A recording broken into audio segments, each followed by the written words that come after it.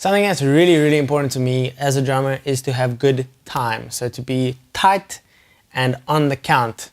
I know a lot of people say it's unnecessary to practice along to metronomes or it's unnecessary to practice timing, but for me that is the first stage of a good drummer. If you don't have good time, if you're not a tight drummer, then it feels like all the stuff that comes after that, the fills and the chops and even the creativity, that's all secondary to just being a good timekeeper. That's your main goal in any musical setup, just to keep the time.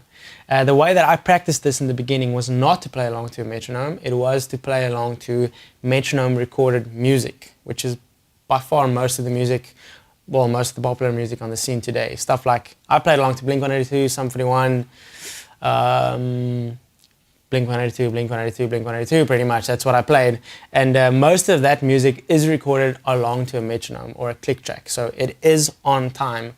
If you play along to music like that, it really exercises and practices your timekeeping ability, and that's incredibly important, like I said. Something else that you can do that kind of, I think it's a bit more effective, but it's a little bit more boring maybe, is to just play along to a click, to a metronome.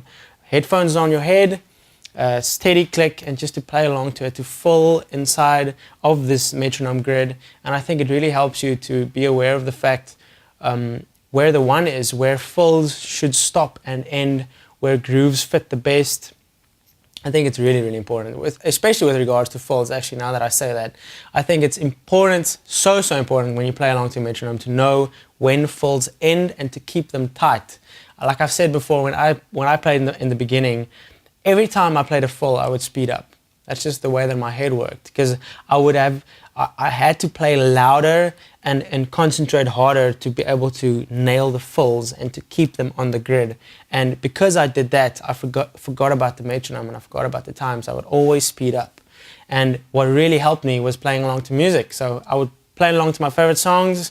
At the end of the chorus, I would have a fill that goes into the verse, and every time I played that, I would feel, why doesn't this feel comfortable? Why am I rushing?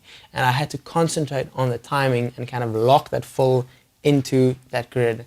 I think the best way that you can practice this is just to play along to a clean metronome on your ears, just a click track, just a metronome. But a way more fun and cooler way of practicing this, and something that worked really well for me, was to play along to metronome recorded music. But definitely make that a big part of your practice routine, because timing is incredibly important.